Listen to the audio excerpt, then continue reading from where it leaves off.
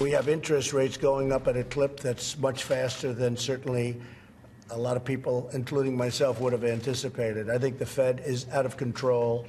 I think what they're doing is wrong. I think the Fed is far too stringent, and they're making a mistake. They're so tight.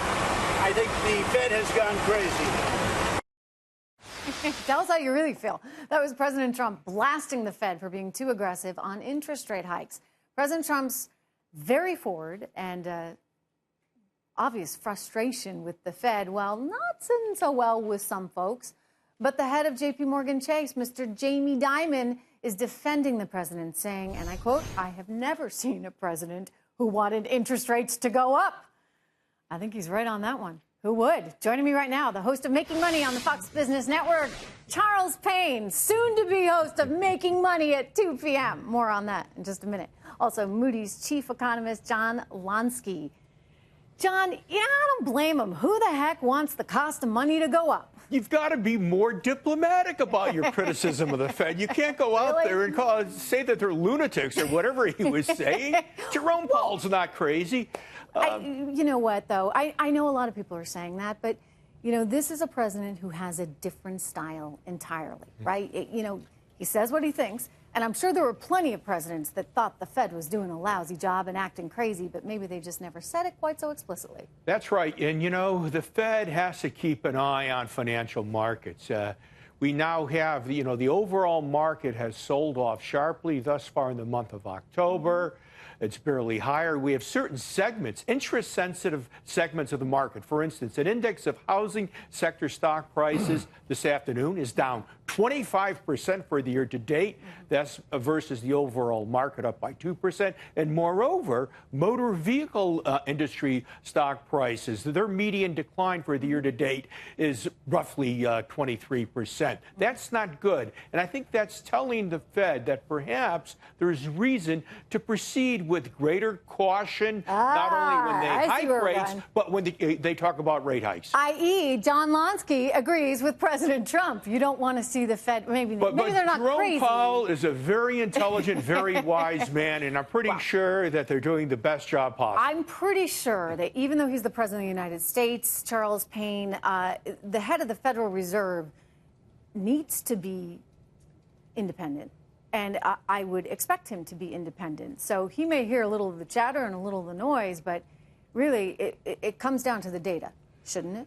It should come down to the data, and the Fed has said over and over that it does. And I got to tell you, the official communiques that they put out, like the so-called dot plot and the FOMC, communique, they suggest a very level-headed Fed that's not going to wreck the economy. But it's the comments that are made at any speech, because almost every single day, someone at the Fed is giving a speech somewhere around the world.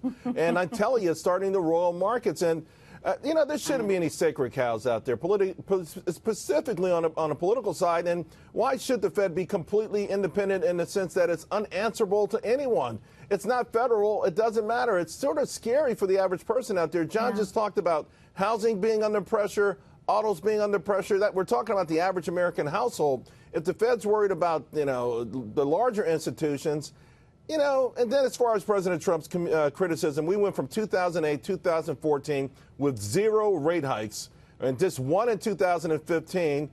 Janet Yellen figured she made a mistake, and she waited until after the election, and she raised rates again. So he feels like, maybe he feels like, hey, that's not fair. What were you doing for President Obama? Maybe send a little of that my way. But here's the difference, John Lansky.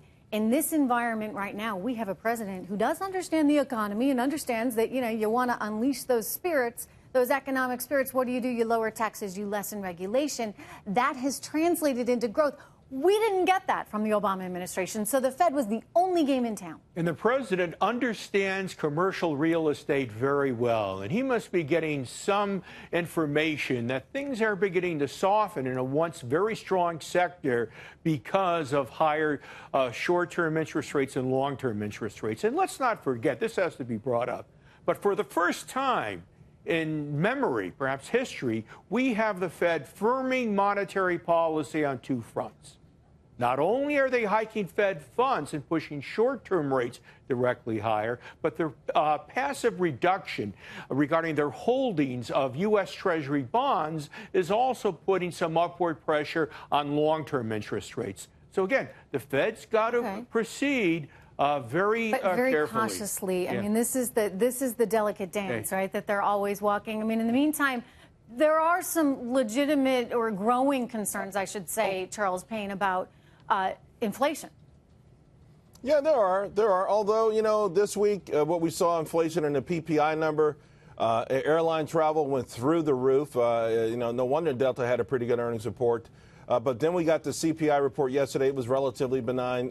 So there are signs of inflation, not the kind of classical inflation signals that you would think that the Fed would be, you know, yellow flags or red flags, although we know they want to be ahead of the curve. There's just Yeah, well, this- they need to forget today, being ahead. They're usually behind anyway. Today we did have a report on import price inflation. Less than 1% for consumer goods, less than 1% for all imports, excluding petroleum imports. All right. Well, if you're That's telling me not a there's, sign of if there's inflation not taking enough off. inflation and there's not enough wage growth, you know, maybe What's the yeah, hurry? Okay. There's no sense of urgency for rate hikes. That's it.